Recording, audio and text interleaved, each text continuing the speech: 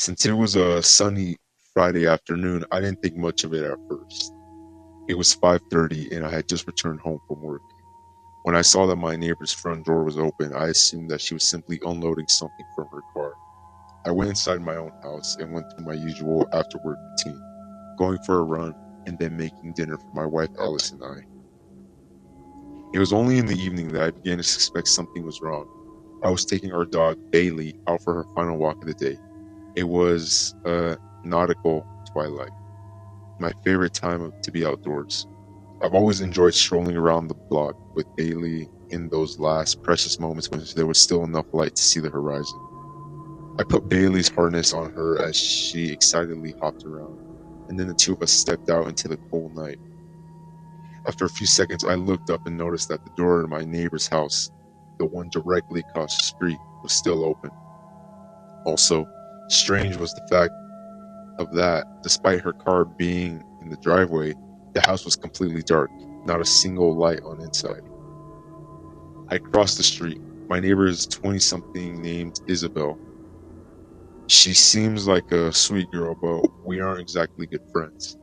Sometimes I give her lemons from our tree in exchange for her figs, and that's pretty much the extent of our relationship. Still, the sight of that open door made me uneasy. What if she had some kind of medical emergency and was currently unconscious? Or worse, on the floor of her entryway. After a few steps up the driveway, the leash in my hands went taut. Looking down, I saw that Bailey had seated herself firmly on the ground, refusing to budge even as I called her name and tugged on the leash. Her ears picked up, her eyes fixed on the house like she was waiting for something. Though she wasn't growling, I was unnerved by her alert posture and her refusal to walk any closer to the door. I let my voice close the distance between us and the neighbor's threshold. Isabel, it's Brian from across the street. Can you hear me? For a moment, there was only silence. Then, just as I was about to drop Bailey's leash and walk up the steps to the house, there came a voice from the dark. Hey, Brian, she said, before coughing once and then clearing her throat. Sorry, I'm in the middle of dinner here. What's up? I breathed a sigh of relief. Hey, sorry, I just saw that your front door was open. Wanted to make sure you knew. Strangely, there came another long pause. I knew she was inside the house now and close enough to the door to hold a conversation with me, so it was a delay. Isabel? Oh, you're so sweet to check in. Yes, I know it's open. It's just been so hot today that I want to let the breeze in. I'll close it soon. Of course, have a good night then. You too. With that, I tugged Bailey back down the driveway, and the two of us completed our walk. I returned home, happy that my neighbor's all right, and I went to sleep. Saturday was a much-needed lazy day. I woke up at 10, ate the breakfast that Alice made, then spent some time in the backyard with her and Bailey. It was an overcast day, and by 3 p.m. or so, a light rainfall forced us back inside. Alice took a call from her sister, who lives at the edge of our neighborhood, while I went to the living room to throw on some television. Except, before I could get comfortable, I looked out the front door window and was surprised to see that Isabel's front door was open again. Open? Again? I wondered. Or was it never shut? I got up close to the window and studied the house across the street. The rain was coming down harder by then, and the thick gray clouds overhead made it seem like nighttime. Despite this, there wasn't a single light on the inside of Isabel's house. It was so dark inside that the entrance to her house seemed less like a door and more like a black painted rectangle on the exterior wall. I turned to look at Bailey, who was lying on the nearby couch, and saw that she was also looking out the window. Ears pressed against her head, she glanced at me briefly, then refocused her attention outside. I couldn't tell if she was simply people watching or if somehow she too could sense something wrong. Just then, Alice walked into the living room. She was no longer on the phone, and she greeted me with a strange, almost nervous smile. That was an odd conversation, she said, taking a seat next to Bailey. Everything all right? I don't know. Claire saw one peeking into her house a few nights ago. What? Creepy, right? And she's not the only one. Apparently there have been a few reports on her side of town, other people experiencing the same thing. Nothing stolen and no one hurt.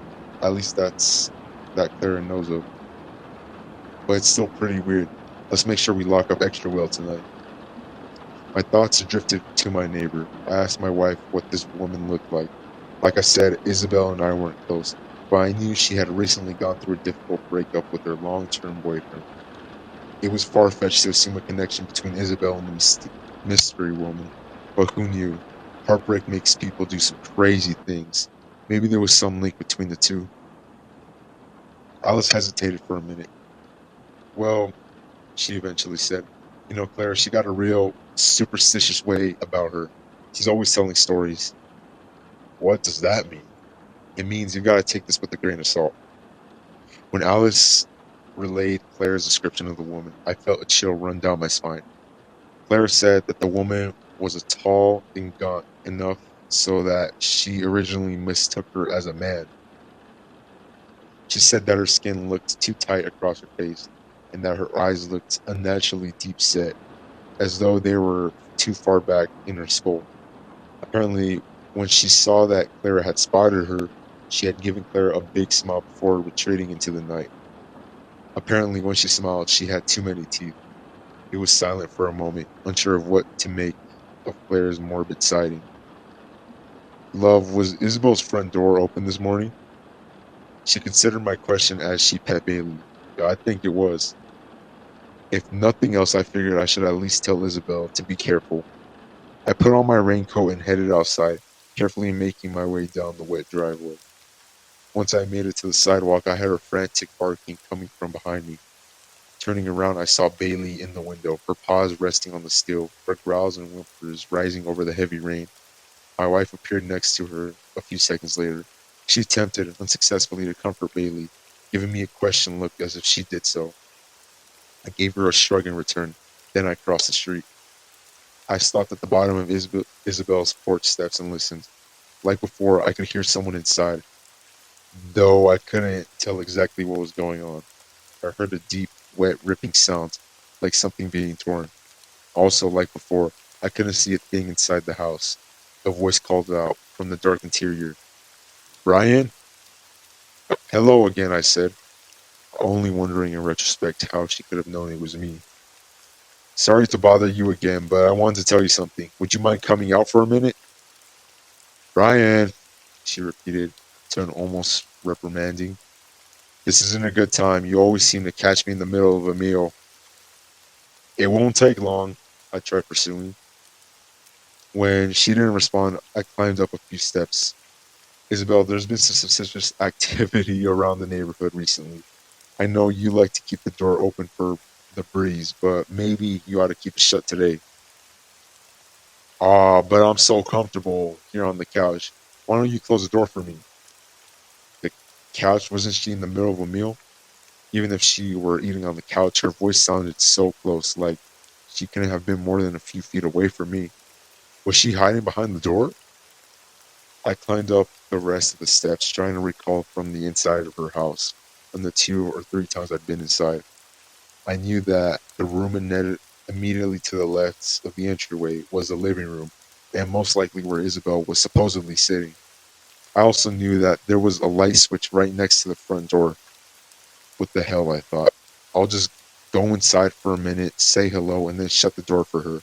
It'll give me some peace of mind to actually see her instead of hearing her voice. I glanced over my shoulder towards my own house. Bailey was still barking her head off, which was unnerving, but the sight of Alice keeping an eye on me gave me a peace of mind. It was just a house, I told myself, just a normal house with my own neighbor inside of it. Taking a deep breath, I stood at the threshold, shocked at how, despite my closeness, the inside of the house remained pitch black. I thrust a hand inside and disappeared like I dipped it into oil. As I groped around for the light switch, my fingers brushed against something solid, something fleshy. I jerked my hand back, certain that I just touched the person. Isabel? I asked the darkness, and then, from a few inches away, came the sound of laughter. The laughter was deep, gravelly, and mocking, and it did not resemble my neighbor's voice in the slightest. Before I could react, I heard the quick pitter-patter of footsteps against the wood. It grew quieter and quieter, and I realized that it was the sound of someone running away from me. After a few seconds, I thought I heard a door open and shut in the distance. The back door, perhaps? Again, I stuck my arm inside, and this time I was able to find the light switch.